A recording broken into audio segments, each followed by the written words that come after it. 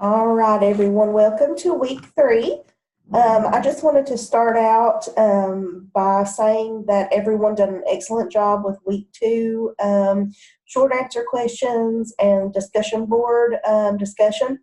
I did want to remind everybody to please use APA formatting when submitting any kind of assignment to the assignment links. Overall, everybody has continued to do this. But please remember to include a reference page with a running head, page numbers, format the body of your paper according to APA guidelines, and please include a properly formatted reference page. But moving on here to the week 2 short answers, everybody really seemed to grasp the content for the week. I did want to point out with question D, the patient's diagnosed with the different types of cancer. What do these individuals have in common? Most of you guys hit the nail on the head with this. Each one of these patients have risk factors in common. So, of course, this one is pretty easy to see here. A lifelong smoker has lung cancer, and then a farmer with newly diagnosed melanoma. So, one of the risk factors for development of colorectal cancer is Crohn's disease. So that is the risk factor in this patient. And then obviously the farmer who was exposed to the sun's rays has an increased risk for skin cancer. So I just wanted to touch on that. A couple people, may not have hit so close on the pathophysiology in regards to that particular question. And then the discussion board, everybody, I was really, really impressed with your discussion. So just keep up the good work. Moving on to week 3. This week, we're going to be talking about hematologic, cardiovascular, and pulmonary systems.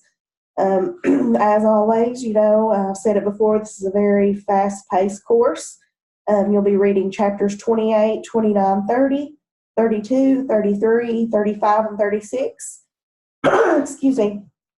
And then you have the supplemental PowerPoints here that you can view to kind of help guide your learning. We've got a few assignments here. So there's a little link here that will take you to medlineplus.gov to review some information on anemia. And then you will create a PowerPoint presentation. I'll speak more about that in just a moment. And then there's the American Heart Association website here to take a look at. There's a little link here to see how the lungs work.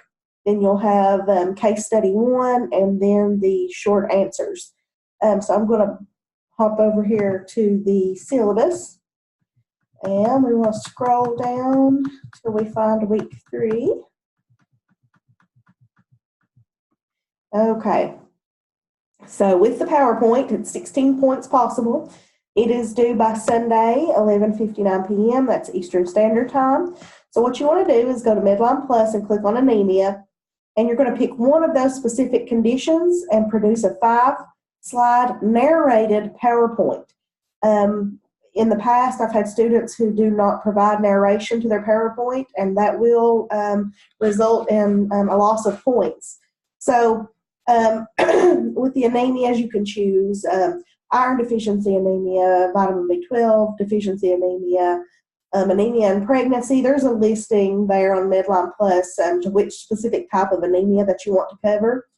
But please know that it is difficult to include all of this on 5 slides.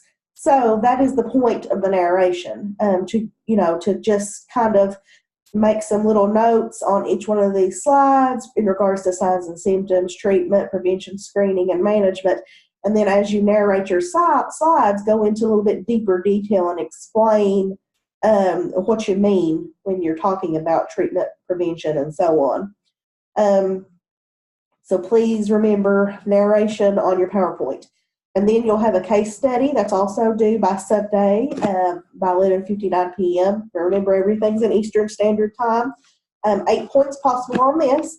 So you've got a couple questions here, and you need to choose the correct answer, and then please explain your reasoning. Don't forget to include in-text citations and references.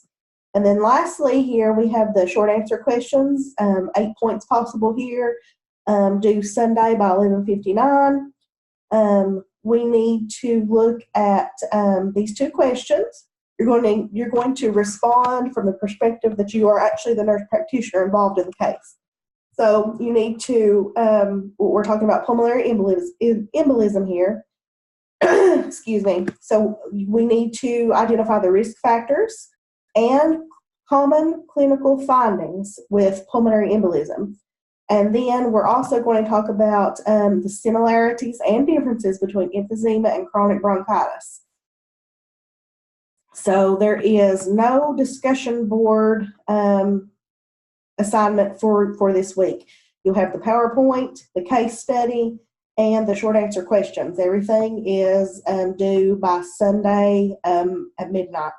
So I just wanted to run through that really quick with you guys. Excuse me. We're still recovering from a cold here at my house. So I did just again want to let everybody know that I'm here for any questions. If you have any questions about anything or need further guidance on any of the topics, please just reach out to me. I try to answer my email at least every 24 hours. So please don't hesitate to reach out if you need me. And like I said, this particular week with the hematology, cardiovascular, and pulmonary is super, super important. And it is very, very in-depth. So please don't get behind on your reading, and just make sure that you really concentrate on these 3 topics.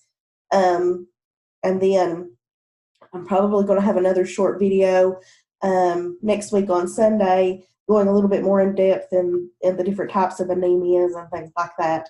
But like I said, if you need me, please reach out, and I will talk to you guys soon. Thank you, and good luck this week. If you need anything, let me know. Bye-bye, guys.